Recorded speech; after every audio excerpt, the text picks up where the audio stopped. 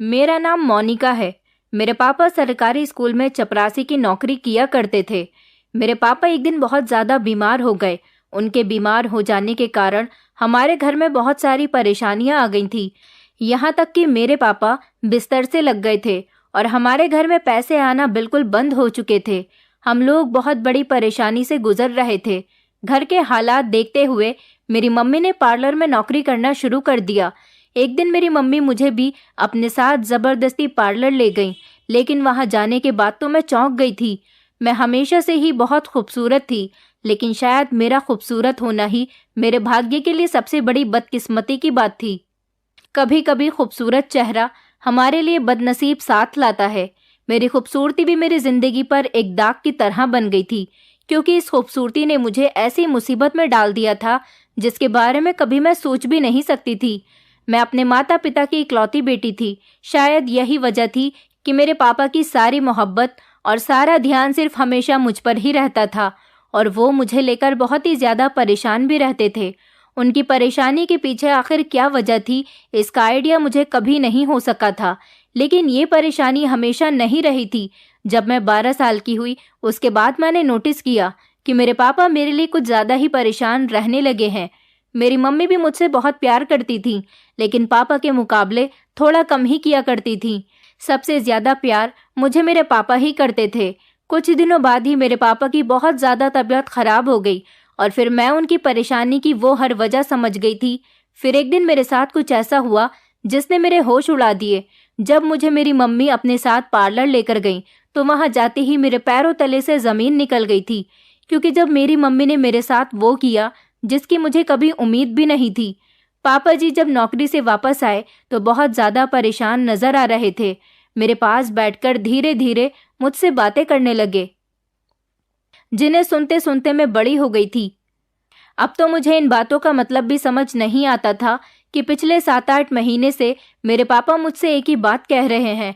हालांकि वो मुझसे इस बात को पहले भी कई बार कह चुके हैं, लेकिन वो कभी इतना ज़्यादा सीरियस नहीं हुए थे जितना अब इन 7-8 महीनों में रहने लगे थे।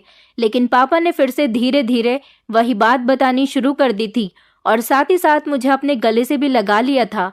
मैं धीरे धीरे नींद में खो गई थी, लेकिन मेरे कानों में अभी भी पापा की हल्की हल्की आवाज़ गूंज रही थी। रोज़ की तरह जब अगली सुबह भी मेरी आँख खुली तो मैं कमरे में अकेली थी। मैं समझ गई थी कि दिन निकल आया है। बाहर से मुझे पापा और मम्मी की बातें करने की आवाज़ आ रही थी। मेरे पापा की तबीयत मुझे काफ़ी दिनों से ठीक नहीं लग रही थी। आज भी मुझे लग रहा था जैसे उन्होंने काम से छुट्टी ले ली है और वो काम पर नहीं गए। मैं कमरे से बाहर गई और जाते ही मैंने मम्मी से नाश्ते के लिए कहा। मम्मी ने मुझे नाश्ता दिया। फिर मैंने पापा से पूछा कि आज आप काम पर क्यों नहीं गए। उन्होंने कहा, बेटा मेरी तबीयत ठीक नहीं है, इसीलिए मैं काम पर नहीं गया, और तुम भी आज घर में ही रहना, कहीं नहीं जाना, घर से बाहर मत निकलना। लेकिन मुझे अपने पापा की इस बात पर बड़ी हैरानी हुई थी कि मैं तो घर से बाहर कभी जाती ही नहीं थी। यहाँ तक कि इन दिनों मेरे स्कूल की छुट्टियाँ चल रही थी। तभी हम दोनों बाप बेटी के बीच मम्मी भी आकर बैठ गई और हमसे बातें करने लगी। मम्मी ने पापा से कहा कि आज मैं मार्केट जाऊंगी, इसलिए चाहती हूँ कि मोनिका को भी अपने साथ ले जाऊं। मम्मी की बात सुनकर मैं बहुत खुश हो गई थी, क्योंकि मुझे मार्केट जाने का बड़ा शौक था। मैंने खुशी खुशी अपनी मम्मी से कहा, हाँ मम्मी, मैं जल्दी से तैयार हो जाऊंगी, मैं भी आपके साथ मार्केट चलूंगी। मेरी ये बात कहनी थी कि फौरन ही पापा ने मुझे घूर कर देखा और कहा कि मैंने कहा है ना कि तुम घर से बाहर नहीं जाओगी। मैं अपने पापा से कुछ कहने ही वाली थी कि उन्होंने मुझे फिर से डांट दिया और इशारे से कहने लगे कि बस अब खामोश हो जाओ। मेरी समझ नहीं आ रहा था कि पापा ने मुझे मम्मी के साथ जाने के लिए क्यों मना कर दिया है। हालांकि इन दिनों मैं नोटिस कर रही थी कि पापा मुझे मम्मी के साथ घर से बाहर निकलने के लिए मना ही कर रहे थे। यहाँ तक कि वो स्कूल भी मुझे खुद ही छोड़ने जाते और लेने भी खुद ही आते थे, जबकि पहले मुझे मम्मी स्कूल छोड़ने जाती थी। वो नहीं चाहते थे कि मैं मम्मी के साथ कहीं भी जाऊं, और तो और वो घर के नंबर पर कॉल करके बार बार मेरे हालचाल पूछते रहते थे। मुझे इन 7-8 महीनों में पापा के अंदर काफ़ी बदलाव नज़र आ रहा था। उन्हें मेरी बहुत ज़्यादा फिक्र थी, इसलिए मैं खामोश हो गई और नाश्ता ख़त्म करके अपने कमरे में आ गई। जबकि मम्मी भी इन दिनों घर से बाहर बहुत ज़्यादा जाने लगी थी। मैं गौर करती कि जब पापा घर में होते तो मम्मी कहीं नहीं जाती थी, या फिर उन्हें जहाँ भी जाना होता वो पापा को बता दिया करती थी। लेकिन जब पापा घर से बाहर होते तो मम्मी तैयार होकर घर से निकल जाती थी और मुझे भी नहीं बताती थी कि वो कहाँ जा रही है। यहाँ तक कि इस बारे में वो पापा से भी कोई बात नहीं करती थी और मुझसे कह दिया करती थी कि इस बारे में अपने पापा को कुछ मत बताना कि मैं उनके पीछे घर से बाहर गई हूँ। मेरी तो कुछ समझ नहीं आ रहा था कि ये सब कुछ हमारे घर में क्या हो रहा है। इन दिनों मेरे पापा की तबीयत ठीक नहीं चल रही थी और वो ज्यादातर छुट्टियां ही कर रहे थे। मैं खामोशी से अपने बिस्तर पर लेट गई और यही सारी बातें सोच रही थी। मेरा मार्केट जाने का बहुत मन कर रहा था क्योंकि मुझे मार्केट गए हुए काफी टाइम हो गया था। मैं सोच रही थी कि अगर किसी टाइम भी पापा किसी भी काम के लिए घर से बाहर गए तो मैं मम्मी से कहूंगी कि चलो हम दोनों मार्केट चलते हैं। इस तरह मम्मी का भी काम हो जाएगा और मेरा भी, और फिर पापा को कुछ पता भी नहीं चलेगा। कुछ ही देर में पापा की आवाजें घर में गूंजने लगी। वो मम्मी से सख्ती से बात कर रहे थे। पता नहीं दोनों के बीच क्या मैटर था, लेकिन मम्मी पापा से कह रही थी कि तुम तो मुझे बुरा समझते हो। तुम्हें लगता है कि मैं तुम्हारी और तुम्हारी बेटी की दुश्मन हूँ। कोई माँ भला अपनी बेटी की दुश्मन कैसे हो सकती है? तुम्हारे दिल में मेरे लिए जो भी है वो सिर्फ एक गलत फहमी है। मैं भी मोनिका से इतना ही प्यार करती हूँ जितना कि तुम करते हो, लेकिन पता नहीं तुम अपनी बेटी के दिमाग में मेरे बारे में क्या क्या डाल रहे हो। मैं अच्छी तरह से जानती हूँ कि तुम रात को उसको कुछ पट्टियां पढ़ाते हो। मम्मी की बात सुनकर मैं सोच में पड़ गई थी कि मम्मी ठीक ही तो कह रही थी। ये बात सच है कि पापा को यही लगता था कि मम्मी मेरी दुश्मन है, लेकिन ऐसा क्यों? वो तो मेरी माँ थी, उन्होंने मुझे जन्म दिया था। भला कोई भी माँ अपनी बेटी की दुश्मन कैसे हो सकती है? मगर इन 7-8 महीनों से मैं देख रही थी कि पापा मम्मी के खिलाफ जहर ही उगल रहे थे। हालांकि इससे पहले बस वो उनके साथ नॉर्मल सा बिहेव करते थे, ज्यादा अच्छे भी नहीं रहते थे, लेकिन अब तो वो उनके साथ दिन ब दिन और ज्यादा खराब बिहेव करने लगे थे। पापा ने मम्मी की कभी कोई तारीफ ही नहीं की थी और ना ही वो उनके साथ ज्यादा प्यार भरी बातें करते थे। जबकि मेरी मम्मी बहुत खूबसूरत थी। मोहल्ले के लोग कहते थे कि तुम बहुत खूबसूरत हो और तुम्हारी बेटी भी तुम पर ही गई है। वैसे तो मेरे पापा भी बहुत अच्छे थे, उनका रंग बिल्कुल साफ था और उन्हें देखकर नहीं लगता था कि वो शादीशुदा हैं। कुछ लोग तो मुझे मेरे पापा की तरह बताते थे तो कुछ लोग मम्मी पर बताते थे। मैं जैसी भी थी पर थी तो अपने माता पिता की औलाद ही। अब औलाद जैसी भी हो जाती तो वो अपनी माता या पिता पर ही होती है। मम्मी के ज्यादा शोर मचाने पर पापा की तरफ से बिल्कुल खामोशी छाई हुई थी। मम्मी की बात पर पापा ने कोई भी जवाब नहीं दिया था। मम्मी काफी देर तक किसी तरह से गुस्से में पापा को बातें सुनाती रही थी, जबकि पापा भी गुस्से में थे। अभी अचानक मुझे घर का दरवाजा बंद होने की आवाज आई, जिससे साफ लग रहा था कि पापा घर से जा चुके हैं। पापा के जाते ही मैं फौरन कमरे से निकल गई और मम्मी के पास पहुंच गई। मैंने देखा कि अपने पति से झगड़ा करने के बाद मेरी मम्मी की आंखों में कोई भी आंसू नहीं थे, बल्कि वो तो अपने पति के घर से जाने के बाद शीशे में देखकर लिपस्टिक लगा रही थी। मुझे अचानक ये सब कुछ बड़ा ही अजीब लगा था। जैसे ही मम्मी को महसूस हुआ कि मैं पीछे खड़ी हुई उनको देख रही हूँ, उन्होंने पलटकर देखा और अपनी आंखों में फौरन ही आंसू ले आईं।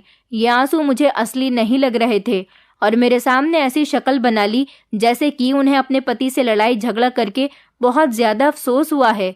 मम्मी मुझे देखते हुए कमरे से बाहर निकल गई थी। मेरी तो कुछ भी समझ नहीं आ रहा था। मैं फौरन अपने कमरे में आ गई। इसी तरह से मुझे अपने कमरे में पढ़ाई करते हुए रात हो गई थी और फिर रात तक मेरे पापा घर नहीं आए थे। रात का लगभग आधी रात का टाइम था जब पापा घर आए। उन्होंने दरवाज़ा बजाया तो मैंने ही दरवाज़ा खोला था, क्योंकि मुझे अपने पापा की बहुत फिक्र हो रही थी और मैं उनके घर आने का इंतज़ार कर रही थी। पापा घर आए तो वो मुझे कमरे में लेकर चले गए और मुझे देखते ही पापा ने फिर वही बात दोहराई। वो कहने लगे, देखो बेटी, मैं तुम्हें आज ये बात बहुत अच्छे तरीके से समझा रहा हूँ कि तुम कभी भी अपनी माँ की किसी भी बात में मत आना। अगर वो तुम्हें घर से बाहर कहीं लेकर जाए तो उसके साथ कभी भी मत जाना, और ना ही तुम्हें अपनी मम्मी से ज़्यादा बातचीत करने की कोई ज़रूरत है। मैंने हकलाते हुए अपने पापा से पूछा कि आखिर आपका इन सब बातों से क्या मतलब है? क्यों आप मुझे मम्मी से दूर रखना चाहते हो? मम्मी तो बहुत अच्छी हैं और मुझे कितना प्यार करती हैं। हर बेटी अपनी माँ को अपनी माँ ही नहीं बल्कि उसे अपनी सहेली भी समझती है, जबकि मेरी मम्मी का बिहेवियर तो मेरे साथ बहुत अच्छा रहता है और उन्होंने कभी मेरे साथ किसी चीज़ में कोई कमी भी नहीं की, लेकिन आप तो मुझे मम्मी के साथ कहीं जाने ही नहीं दे रहे हो। जबकि मम्मी तो मेरा बहुत ख्याल रखती हैं, मेरे सारे काम भी खुद ही करती हैं, मुझे अपने हाथ से खाना बनाकर देती हैं और मेरे कपड़े भी धोती हैं। मैंने नोटिस किया था कि पापा की आंखों में हल्के हल्के आंसू थे। उन्होंने वही भीगी हुई नज़रों से मुझे देखा और कहने लगे कि वो तुम्हारी सहेलियों की माएँ हैं, इसलिए वो अपनी बेटियों की फिक्र करती हैं और उनका ख्याल रखती हैं, लेकिन ये औरत तुम्हारी मम्मी कहलाने के काबिल नहीं है। इसलिए बेहतर है कि जो मैं कह रहा हूँ उसे हमेशा याद रखना। ये जो तुम्हारा इतना ख्याल रखती है, इसके पीछे भी उसका कोई मतलब छुपा हुआ है और मैं डरता हूँ कि किसी दिन ये अपने मकसद में कामयाब न हो जाए। इतना कहकर पापा खामोश हो गए और मैं बस उनके चेहरे को देखती रही, जिसमें सदियों की थकान थी। वो बीमार नजर आ रहे थे। ऊपर से न जाने किस बात की परेशानी हर टाइम उन पर सवार रहती थी। मैंने कभी भी मम्मी को बुरा नहीं समझा था। वो अगर पापा से झगड़ा भी करती तो सिर्फ इसी बात पर करती थी कि पापा मुझे उनसे दूर रहने के लिए क्यों कहते हैं। लेकिन इसके अलावा तो मम्मी ने कभी पापा के साथ कुछ बुरा नहीं किया था। मेरी एक फ्रेंड की मम्मी तो अपने पति से बहुत डिमांड्स करती थी और छोटी छोटी बातों पर अपने पति से लड़ती झगड़ती रहती थी, यहाँ तक कि अपने पति पर शक भी करती थी। लेकिन मेरी मम्मी ऐसी बिल्कुल भी नहीं थी। उन्होंने कभी पापा से झगड़ा नहीं किया था और ना ही कभी उन पर शक किया था। उनके और पापा के बीच में क्या प्रॉब्लम थी, इसे मैं कभी समझ ही नहीं पाई थी। लगातार कहीं ना कहीं मेरे दिल में ये बात ज़रूर आई थी कि अगर मम्मी बुरी होती तो वो मेरा इतना अच्छे से ख्याल क्यों रखती। मुझे बैठे हुए देखकर पापा कहने लगे कि बेटी, तुम्हें सुबह स्कूल नहीं जाना है क्या? तुम्हारे स्कूल की छुट्टियां खत्म हो गई हैं। कल तुम्हें स्कूल जाना है और सुबह जल्दी भी उठना है, इसलिए तुम सो जाओ ताकि तुम्हारी सुबह जल्दी आँख खुल सके।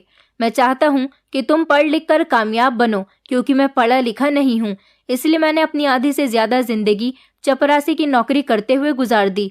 लेकिन तुम कभी भी बिना पढ़े लिखे लाचार न रहना, अपनी पढ़ाई लिखाई का फ़ायदा उठाना और अपना खूब नाम रोशन करना। मैंने फ़ौरन ही अपने पापा से कहा कि जैसा आप चाहते हो मैं वैसा ही करूँगी। पापा मेरे कमरे से चले गए थे और मैं फिर लाइट बंद करके सो गई थी। मैं 12 साल की होने वाली थी और सरकारी स्कूल से पढ़ाई कर रही थी। क्योंकि मेरे पापा एक मामूली से चपरासी थे, उनकी आमदनी बहुत कम थी, लेकिन फिर भी वो मुझे किसी भी तरह पढ़ा रहे थे। प्राइवेट स्कूल को अफोर्ड नहीं कर सकते थे, इसलिए सरकारी स्कूल में मेरी पढ़ाई चल रही थी। लेकिन मेरी मम्मी नहीं चाहती थी कि मैं पढ़ूं। उनका कहना था कि लड़कियों के लिए पढ़ाई लिखाई ज़रूरी नहीं होती, बाद में तो उन्हें चूल्हा चौका ही करना होता है।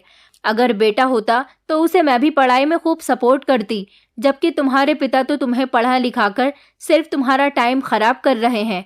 एक ना एक दिन तुम्हें वैसे भी विदा होकर अपनी ससुराल चले जाना है और वहाँ पर पढ़ाई कोई काम नहीं आएगी।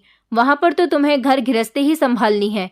ये तो मेरे पापा की जिद थी कि वो हर हाल में मुझे शिक्षा दिलवाना चाहते थे, इसलिए पापा ने खुद मेरा एडमिशन सरकारी स्कूल में करवाया था और वहीं पर मेरी काफ़ी सारी फ्रेंड्स भी बन गई थी।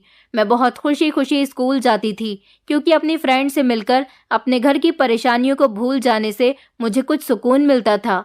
अगले दिन मैं सुबह सुबह उठकर तैयार होते ही अपने पापा के साथ स्कूल चली गई।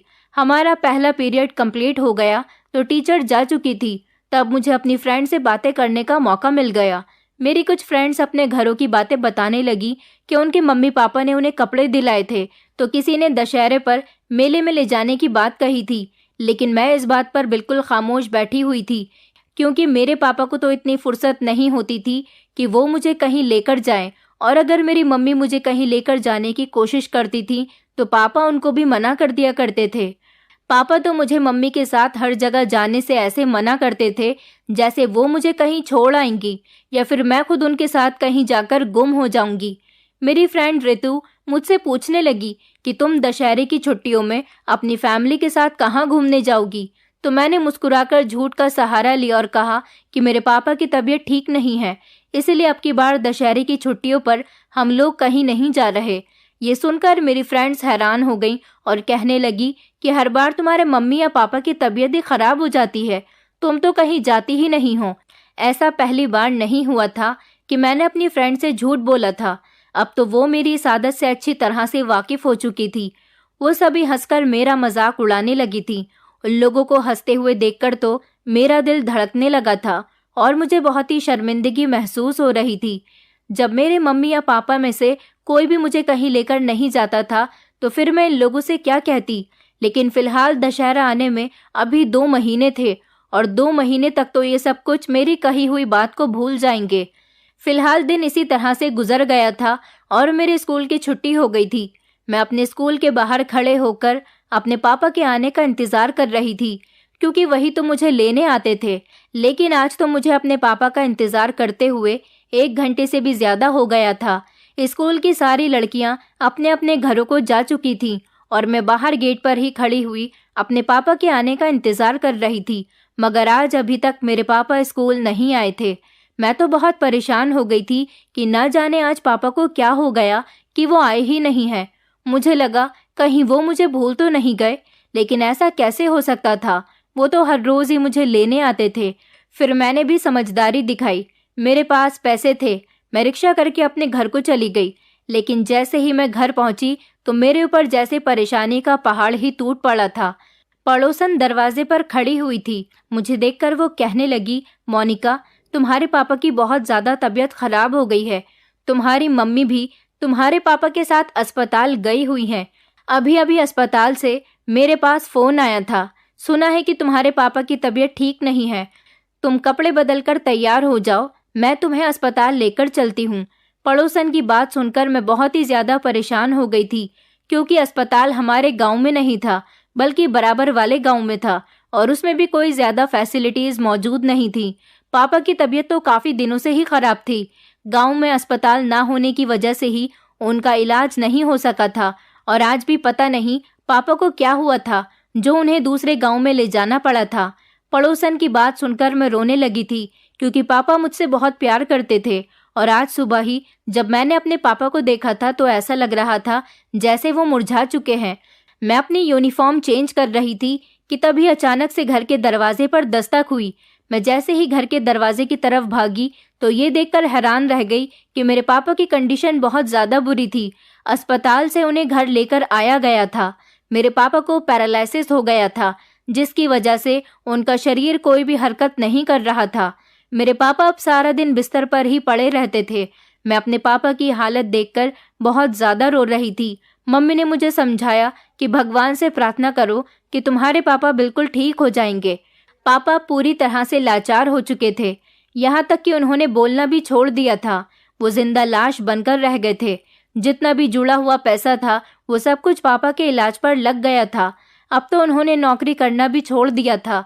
घर में धीरे धीरे परेशानियां बढ़ती चली जा रही थीं। पापा चाहते थे कि मैं मम्मी के साथ ज्यादा बातचीत ना किया करूं, लेकिन अब पापा की कंडीशन ऐसी हो गई थी कि मम्मी के अलावा मेरा कोई सहारा भी तो नहीं था। रोज मुझे अपने पापा की फिक्र लगी रहती थी और मैं भगवान से रो रो कर प्रार्थना करती थी कि भगवान मेरे पापा को बिल्कुल ठीक कर दे, वो पहले जितने फिट हो जाएं। मोहल्ले के लोग भी हमारी वजह से बहुत परेशान थे, क्योंकि मैं सिर्फ 12 साल की थी और अब मेरी मम्मी ही मेरा सहारा थी।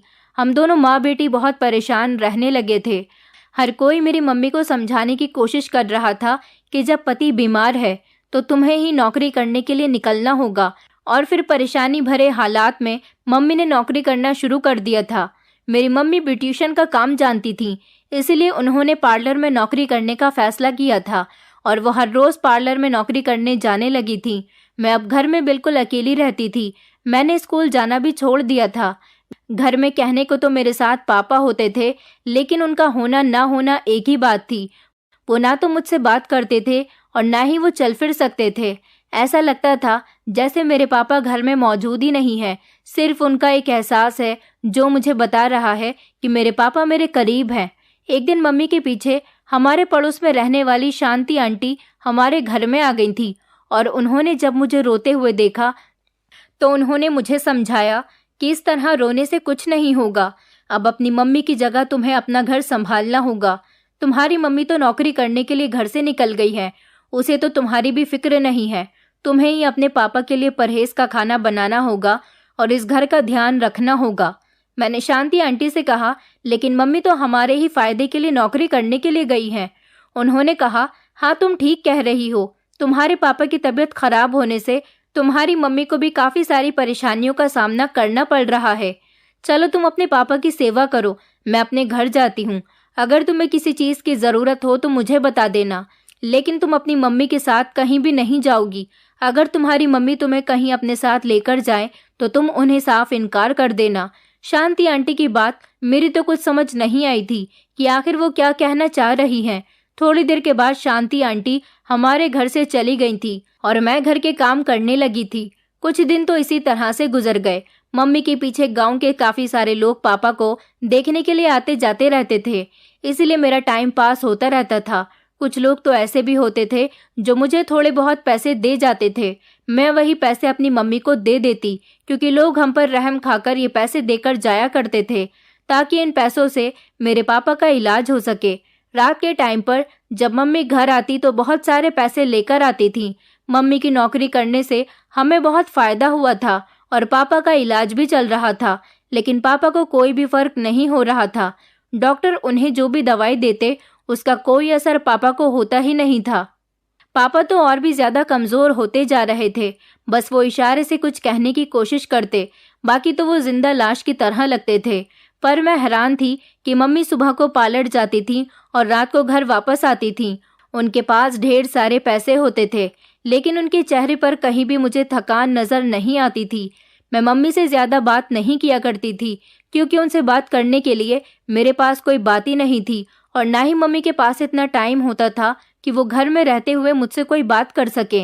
अगले दिन फिर से मेरी मम्मी नौकरी करने के लिए चली गई और फिर दोपहर के टाइम पर शांति आंटी हमारे घर पर आई थी। उन्होंने मुझसे कहा, आखिर तुम्हारे पापा बीमार हैं तो ऐसा कब तक चलेगा कि तुम घर में बैठी रहोगी? भगवान ने तुम्हारे पापा को बीमारी दी है तो वो एक दिन जरूर ठीक कर देगा, लेकिन इस सब में तुम्हारी तो कोई गलती नहीं और तुम्हारे तो एग्जाम्स भी आने वाले हैं। तुम्हारे पापा की ख्वाहिश है कि तुम पढ़ लिख कर कामयाब बनो और मैं चाहती हूँ कि तुम अपने ये पेपर्स वेस्ट ना करो। सारा दिन तुम अपने घर में रहकर पढ़ाई किया करो और अगर तुम्हें कुछ समझ ना आया करे तो मुझसे पूछ लिया करो और अगर किसी काम की ज़रूरत हो तो मुझे बुला लिया करो। तुम्हारे बदले का काम मैं कर दिया करूँगी, लेकिन तुम अपनी पढ़ाई पर ध्यान दिया करो। तुम किसी भी हाल में अपनी पढ़ाई को ख़राब मत करो और ना ही अपनी मम्मी की सारी जिम्मेदारी तुम अपने कंधों पर उठाओ। ये बात ठीक है कि तुम्हारी मम्मी को तुम्हारे पापा की फिक्र है और उनके इलाज के पैसे इकट्ठे करने के लिए वो घर से बाहर काम करने जा रही है, लेकिन बाहर का काम करने के साथ साथ उन्हें अपने घर में भी ध्यान देना चाहिए। अभी तुम ज्यादा तो बड़ी नहीं हो, सिर्फ 12 साल की हो और 12 साल की बच्ची पर कोई इस तरह से घर के काम का लोड तो नहीं डालता। शांति आंटी बहुत अच्छी औरत थी, मैं उनकी बहुत इज्जत करती थी और तो और मैं उनकी हर बात मानने पर मजबूर हो गई थी। इसीलिए रात को जब मम्मी घर आई तो मैं पढ़ाई कर रही थी। पापा को दवाई देकर मैं सुला चुकी थी। मम्मी मुझे देखकर कहने लगी कि तुम ये क्या कर रही हो? तुम्हारे पापा की इतनी ज्यादा कंडीशन खराब है और तुम्हें अभी भी पढ़ने की सोच रही है। अब अपनी माँ की जगह तुम्हें ही तो इस घर में काम करना है। तुम्हारे पिताजी की जगह मैं भी तो नौकरी कर रही हूँ ना, सिर्फ और सिर्फ इसीलिए ताकि हम 2 वक्त की रोटी खा सकें और तुम्हारे पिता का इलाज हो सके। तो क्या तुम घर में रहकर अपने पिता की सेवा भी नहीं कर सकती? लेकिन तुम्हारा ध्यान तो अपने बीमार पिता को छोड़कर पढ़ाई पर ही लगा हुआ है। मम्मी का अंदाज इतना अजीब था कि मैं हैरानी से उनका चेहरा देखती रह गई थी। ना ही मम्मी ने मेरा दुख पूछा था और ना ही उसे बांटने की कोशिश की थी, बल्कि वो तो सीधे सीधे मुझे इस घर की नौकरानी बनाना चाह रही थी। फिर मम्मी कुछ सोचते हुए कहने लगी कि तुम्हें शांति की बातों में आने की कोई ज़रूरत नहीं। मुझे पता है कि तुम्हें पढ़ाई की एडवाइस किसने दी होगी। अपने घर में सुकून से रहो और अपने पिता की सेवा करो। अगर अपने पापा को जल्द से जल्द ठीक देखना चाहती हो तो तुम्हें भी कुछ सैक्रिफाइसेस करने होंगे। मम्मी की बात सुनकर मैंने इनकार में सिर हिला दिया और कहा कि नहीं, पापा तो बीमार है ही, लेकिन पापा चाहते थे कि मैं पढ़ लिख कर कामयाब बनूं, इसलिए मैं सुबह स्कूल जाऊंगी। मुझे अपने पापा का सपना पूरा करना है। मेरी बात सुनकर तो मेरी मम्मी को बहुत गुस्सा आ गया था। वो चिल्लाकर मुझसे कुछ कहने वाली थी, लेकिन अचानक उन्होंने अपनी आवाज़ को दबा लिया और गुस्से भरी नज़रों से घूरती हुई मुझे अपने कमरे में चली गई। मम्मी के पीछे मैं घर के सारे काम किया करती थी और पढ़ाई लिखाई तो बिल्कुल भूल ही गई थी। मुझे पापा की सेवा भी करनी होती थी, उनको टाइम पर दवाइयाँ देनी होती थी और घर में साफ सफाई और खाना भी बनाना होता था। मम्मी तो सिर्फ सुबह को तैयार होकर घर से निकलती और रात को जब घर आती तो आते ही खाना खाकर सो जाया करती थी। वो तो पापा को भी पलटकर नहीं देखती थी। जब से पापा बीमार हुए थे उन्होंने उनका ध्यान रखना ही बंद कर दिया था और नौकरी पर जाने से तो वो बिल्कुल ही बदल गई थी। मम्मी का इरादा था कि मैं घर में इसी तरह से रहकर नौकरानी की तरह काम करती रहूं। स्कूल जाने का तो मेरा भी कोई इरादा नहीं था, लेकिन पापा की ख्वाहिश मेरे सामने आ जाती थी। मेरी स्कूल की छुट्टियां भी काफ़ी सारी हो गई थी। अगले दिन मैं सुबह सुबह जल्दी उठी, अपने पापा को दवाई दी और फिर तैयार होकर स्कूल चली गई थी। लेकिन जब मैं स्कूल से घर आई तो मेरी मम्मी बहुत ज़्यादा गुस्से में थी। उन्होंने जल्दी से मेरा हाथ पकड़ा और मुझे कमरे में ले गईं। कहने लगी कि मैंने तुम्हें मना किया था ना कि तुम स्कूल मत जाना, पढ़ लिख कर तुम्हें क्या करना है। लेकिन तुम्हें मेरी बात समझ नहीं आई। अब तुम ही बताओ, तुम पढ़ने जाओगी तो फिर मैं नौकरी कैसे कर सकूंगी। मेरे पास पार्लर से बार बार कॉल्स आ रही हैं। आज मैं तुम्हारी वजह से पार्लर नहीं जा सकी। मम्मी को इतना ज़्यादा गुस्से में देखकर तो मैं हैरान रह गई थी। मुझे समझ नहीं आ रहा था कि मम्मी मेरे साथ ये किस तरह का व्यवहार कर रही हैं। जबकि पापा की तबीयत बिल्कुल ठीक थी तो मम्मी मेरे साथ अच्छी तरह से बातचीत करती थी।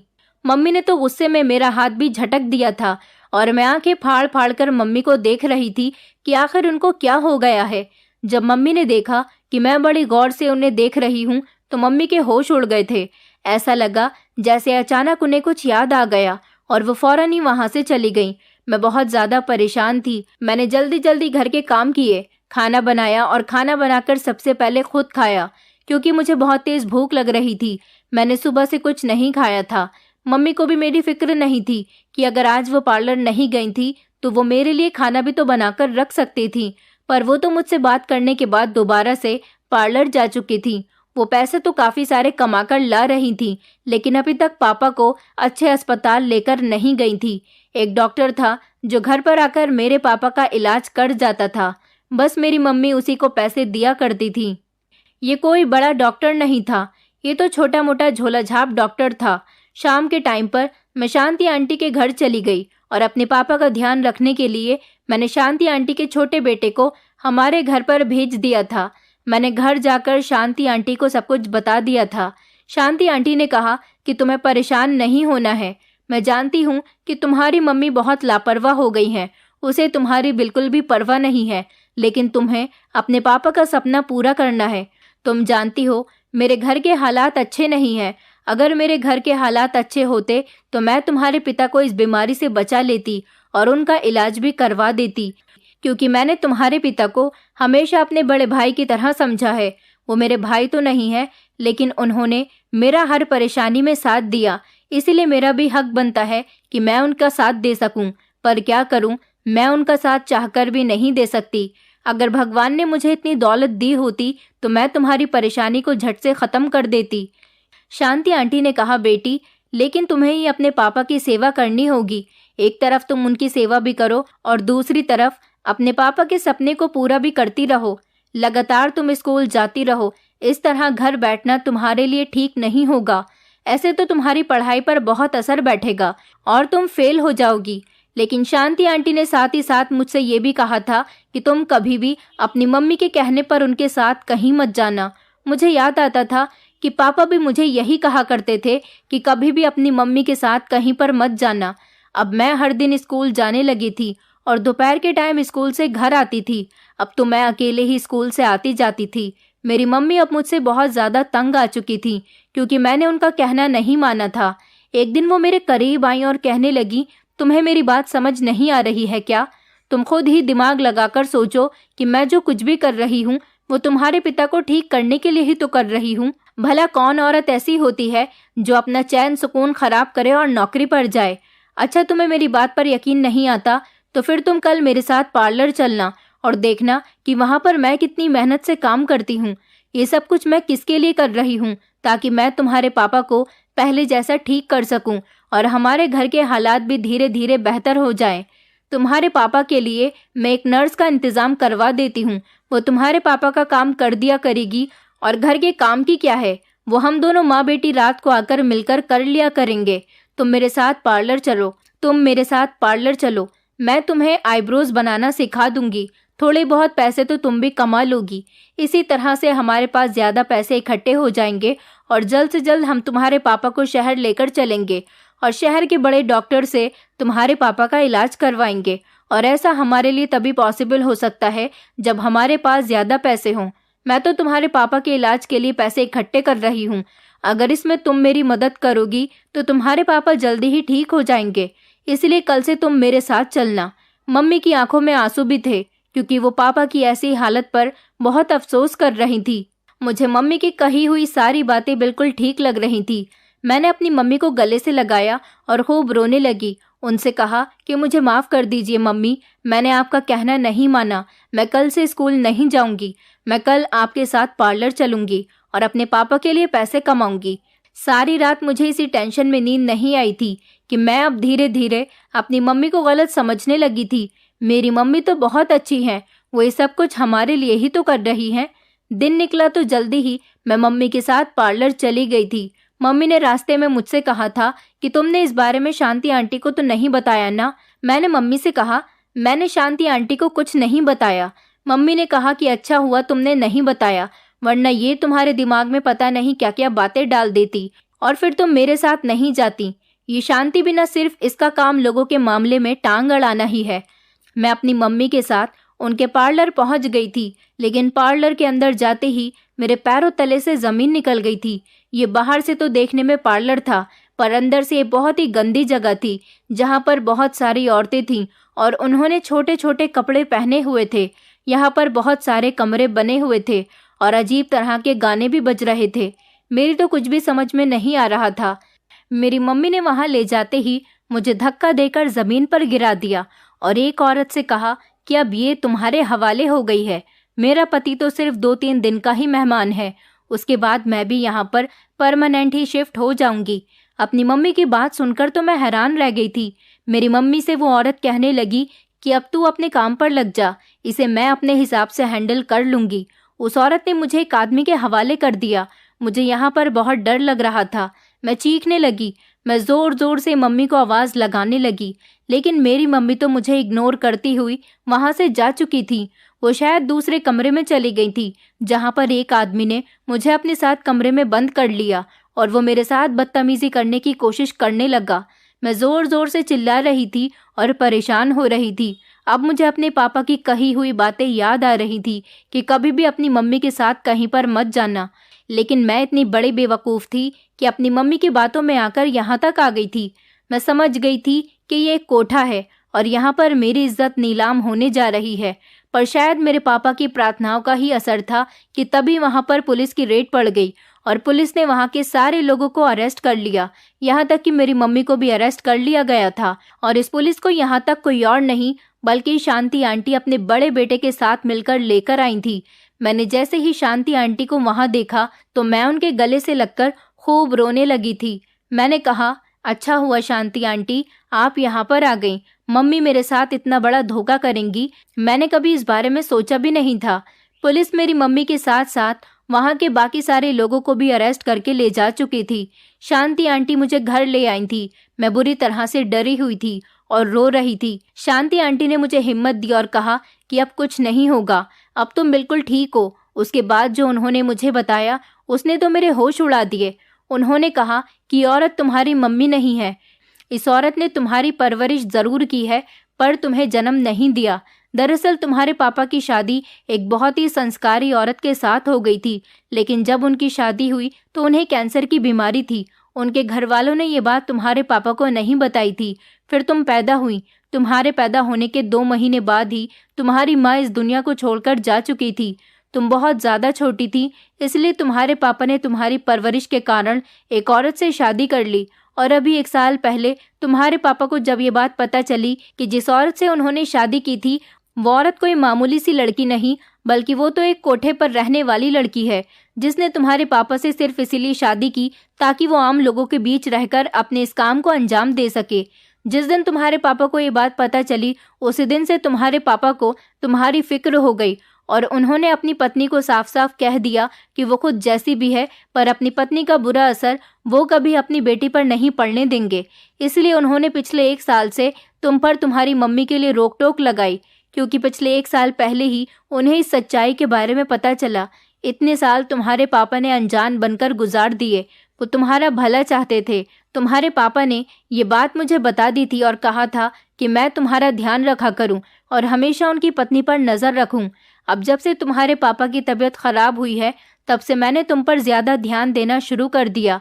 भगवान का शुक्र है कि सुबह जब तुम अपनी मम्मी के साथ जा रही थी, तब मैंने तुम्हें उनके साथ जाते हुए देख लिया था और मेरा दिल कह रहा था कि जरूर तुम्हारे साथ कुछ गलत होने वाला है। इसलिए मैं अपने बड़े बेटे को साथ लेकर तुम लोगों का पीछा करने लगी। जब वहां जाकर मैंने देखा कि ये कोई पार्लर नहीं बल्कि कोठा है, तो फिर मैंने सोचा कि अब तुम्हारी जिंदगी में बहुत बड़ी मुसीबत आने वाली है। इसलिए मैंने फौरन पुलिस को कॉल की, पर मौके पर पुलिस ने आकर तुम्हें बचा लिया। अब तुम बिल्कुल ठीक हो और तुम्हारी जिंदगी से बहुत बड़ी परेशानी निकल गई। बस अब तुम्हें अपने पापा की परेशानी को दूर करना है। शांति आंटी की बात सुनकर मैंने भगवान का शुक्रिया अदा किया था, क्योंकि शांति आंटी के साथ साथ मुझे भगवान ने बचा लिया था। मेरी मम्मी मेरे पापा का कोई इलाज नहीं करवा रही थी। वो तो झोला छाप डॉक्टर था जो मेरे पापा को सिर्फ नॉर्मल से ही दवाई दे जाता था। एक रात मेरे पापा जब सोए तो सुबह उनकी आंख ही नहीं खुली। मेरे पापा मुझे इस दुनिया से छोड़कर जा चुके थे। ये मेरे लिए बहुत बड़ा सदमा साबित हुआ था।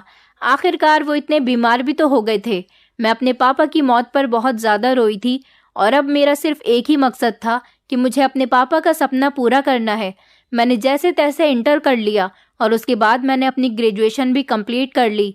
मेरा यहाँ तक का साथ शांति आंटी ने दिया था, क्योंकि वो हमारे घर के बारे में सब कुछ जानती थी। उनके बेटे जो कमा कर लाते थे वो उससे मेरी फीस जमा कर दिया करती थी। शांति आंटी को मैं बहुत पसंद थी। जब मेरी ग्रेजुएशन कंप्लीट हो गई तो मेरी जॉब लग गई थी। शांति आंटी ने मेरा रिश्ता अपने बेटे के साथ कर दिया और अपने बेटे की शादी मेरे साथ करवा दी थी। मैं अपने पति और अपनी सास के साथ बहुत खुश हूँ। मेरी जिंदगी बहुत अच्छी गुजर रही है, लेकिन बस मुझे अफसोस है तो सिर्फ इस बात का कि जिस औरत ने मुझे सारी जिंदगी माँ बनकर पाला, वो मेरी माँ नहीं बल्कि वो ऐसी औरत थी जो मुझे बर्बाद कर देना चाहती थी। मैं तो खुश हूँ अपनी जिंदगी में, लेकिन भगवान उसे समझेगा। दोस्तों, उम्मीद करती हूँ आपको हमारी कहानी पसंद आई होगी। कहानी पसंद आई है तो वीडियो को लाइक करें, चैनल पर नए हैं तो चैनल को सब्सक्राइब करें और हाँ, नोटिफिकेशन बेल को जरूर दबाएं ताकि अगली अपडेट सबसे पहले आपको मिले।